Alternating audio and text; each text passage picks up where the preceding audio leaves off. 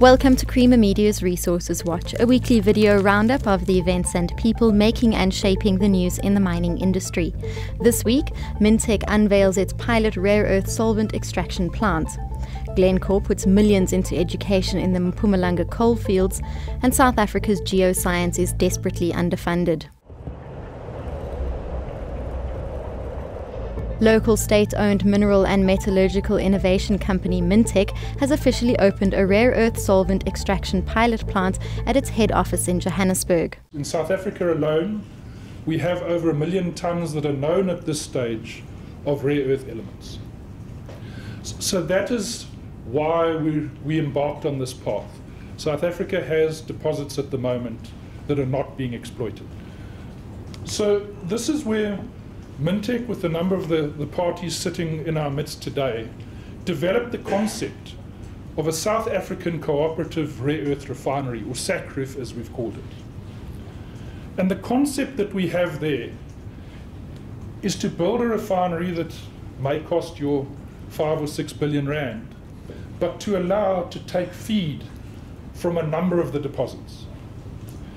And through this mechanism to try and stimulate the development of those deposits. Mining and marketing giant Glencore launched a 75 million rand state-of-the-art school in Paula for learners in Mpumalanga's coalfields, where it has a number of coal operations. And despite the fall in global prices, Glencore remained positive about the future growth in coal demand, especially in developing countries. Look, we're still very positive on coal in the future. You've got to remember, seaborne coal in the world today is about 950 million tons.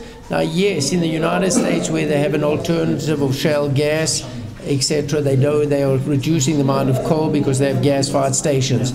However, the developing countries of the world, India, China, even Korea for that matter, it is a developed nation, but Korea has built a lot of new coal-fired stations. You even have the world's biggest exporter, Indonesia, that exports 430 million tons of coal, is building new coal-fired stations in Indonesia, and between the year 2015 and 2020, at least 150 million tons of their coal which has been exported is going to have to be used locally.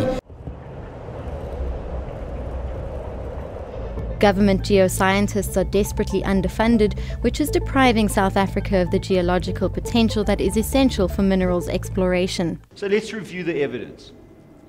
Geological potential. Do we as a country invest in our geological potential? Geoscience. Our government geoscientists are desperately underfunded. In the counter-cyclical times when the industry is not doing well, do we invest? Do we do geophysical surveys? Do we do large regional geological mapping exercises? Do we train master's students? No, what we do is we make our government geoscientists pay their own salaries by working on other countries' geological potential. The guys are working across the rest of the continent for other countries and for multilateral agencies. So plainly, we do nothing to encourage our geological potential. For mining news as it breaks, stay logged onto miningweekly.com and register for our free daily newsletter.